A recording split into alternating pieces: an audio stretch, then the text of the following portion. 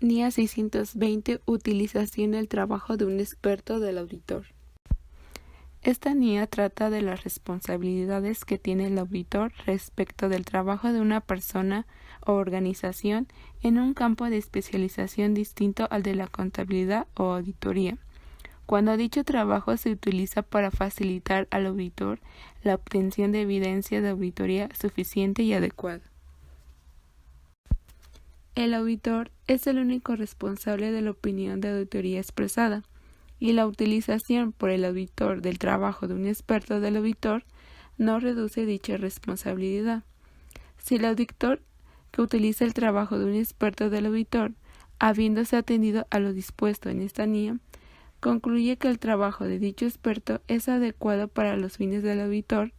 puede aceptar los hallazgos o las conclusiones del experto en su campo de especialización como evidencia de auditoría adecuada. Los objetivos del auditor son determinar si se utiliza el trabajo de un experto del auditor y, en caso de utilizar el trabajo de un experto del auditor, determinar si dicho trabajo es adecuado para los fines del auditor. Experto del auditor. Persona o organización especializada en un campo distinto al de la contabilidad o auditoría, cuyo trabajo en ese campo se utiliza por el auditor para facilitarle la obtención de evidencia de auditoría suficiente y adecuada. Un experto del auditor puede ser interno o externo. Especialización. Cualificaciones, conocimiento y experiencia en un campo concreto. Experto de la dirección. Persona o organización especializada en un campo distinto de la contabilidad o auditoría, cuyo trabajo en ese campo se utiliza por la entidad para facilitar la preparación de los estados financieros. Puede resultar necesario un experto del auditor para facilitar al auditor una o más de las siguientes actuaciones: la obtención de conocimiento de la entidad y su entorno, incluido su control interno; la identificación y valoración de los riesgos de incorrección material; la determinación y implementación de respuestas globales a los riesgos valorados en los estados financieros; el diseño y la aplicación de procedimientos de auditoría posteriores para responder a riesgos valorados en las afirmaciones, incluidas pruebas de controles o procedimientos sustantivos; la evaluación de la suficiencia y adecuación de la evidencia de auditoría obtenida en la formación de una opinión sobre los estados financieros. Un auditor que no sea experto en un determinado campo distinto al de la contabilidad o auditoría puede, sin embargo, ser capaz de obtener conocimientos suficientes de dicho campo para realizar la auditoría sin recurrir a un experto del auditor. Este conocimiento se puede obtener, por ejemplo, a través de la experiencia en la auditoría de entidades que requieran dicha especialización para la preparación de sus estados financieros, la formación o el desarrollo profesional en ese campo concreto. Esto puede incluir cursos formales o discusiones con personas que poseen especialización en el campo relevante a los efectos de mejorar la capacidad del propio auditor para tratar cuestiones de ese campo, y la discusión con auditores que han realizado encargos similares. Entre los aspectos a tener en cuenta a la hora de decidir si se recurre a un experto del auditor, cabe señalar los siguientes. Si la dirección ha recurrido a un experto de la dirección para la preparación de los estados financieros, la naturaleza y la significatividad de la cuestión, incluida su complejidad, los riesgos de incorrección material que comportan la cuestión, y la naturaleza prevista de los procedimientos para responder a los riesgos identificados, incluidos el conocimiento del auditor y su experiencia en relación con el trabajo de expertos sobre dichas cuestiones, y la disponibilidad de fuentes alternativas de evidencia de auditoría. Para la determinación de la naturaleza, el momento de realización y la extensión de dichos procedimientos, el auditor tendrá en cuenta, entre otras cuestiones, la naturaleza de la cuestión con la que esté relacionado el trabajo de dicho experto, los riesgos de incorrección material en la cuestión con la que se relacione el trabajo de dicho experto, la significatividad del trabajo de dicho experto en el contexto de la auditoría, el conocimiento y la experiencia del auditor en relación con trabajos realizados con anterioridad por dicho experto,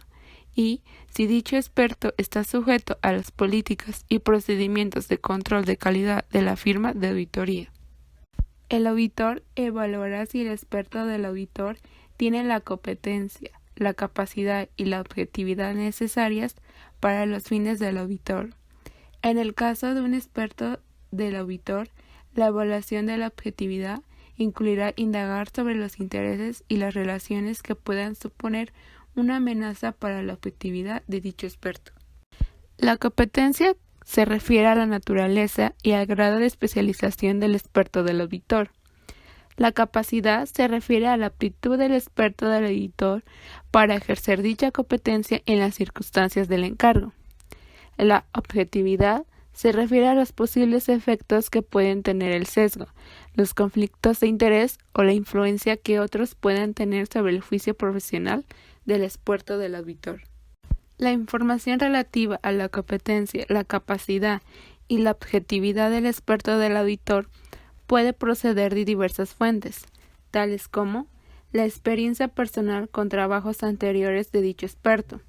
las discusiones con dicho experto, las discusiones con otros auditores o con otras personas que estén familiarizadas con el trabajo de dicho experto, el conocimiento de las cualificaciones de dicho experto, de su pertenencia a una organización profesional o a una asociación sectorial, de su habilitación para ejercer u otras formas de reconocimiento externo, artículos publicados o libros escritos por el experto, y las políticas y los procedimientos de control de calidad de la firma de auditoría. Entre los intereses y relaciones que pueden ser relevantes discutir con el experto del auditor se incluyen los siguientes: intereses financieros, relaciones empresariales y profesionales, y presentación de otros servicios por el experto, incluidos los prestados por la organización en el caso de que el experto externo sea una organización. El auditor obtendrá conocimiento suficiente del campo de especialización del experto del auditor que le permita determinar la naturaleza, el alcance y los objetivos del trabajo del experto para los fines del auditor, y evaluar la adecuación de dicho trabajo para los fines del auditor. Algunos aspectos del campo del experto del auditor relevantes para el conocimiento del auditor pueden ser: si el campo de dicho experto encierra áreas de especialización que sean relevantes para la auditoría, si son de aplicación normas profesionales o de otro tipo y requerimientos legales o reglamentarios, las hipótesis y los métodos, incluidos, en su caso, los modelos que utiliza el experto del auditor, y si están generalmente aceptados dentro del campo de dicho experto y son adecuados para los fines de la información financiera, y la naturaleza de los datos o de la información internos o externos que utiliza el experto del auditor. El auditor acordará con el experto del auditor por escrito cuando resulte adecuado las siguientes cuestiones: la naturaleza, el alcance y los objetivos del trabajo del experto, las funciones y responsabilidades respectivas del auditor y del experto, la naturaleza, el momento de realización y la extensión de la comunicación entre el auditor y el experto, incluida la forma de cualquier informe que deba proporcionar el experto, y la necesidad de que el experto del auditor cumpla los requerimientos de confidencialidad. Cuando no hay acuerdo escrito entre el auditor y el experto del auditor, se puede incluir evidencia del acuerdo, por ejemplo, en memorandos de planificación o papeles de trabajo relacionados, como el programa de auditoría, y las políticas y los procedimientos de la firma de auditoría. En caso de un experto interno del auditor, las políticas y los procedimientos establecidos a los que el experto se encuentre sujeto pueden comprender políticas y procedimientos concretos en relación con el trabajo del experto. El auditor evaluará la adecuación del trabajo del experto del auditor para los fines del auditor, incluido la relevancia y la razonabilidad de los hallazgos o conclusiones del experto, así como su congruencia con otra evidencia de auditoría.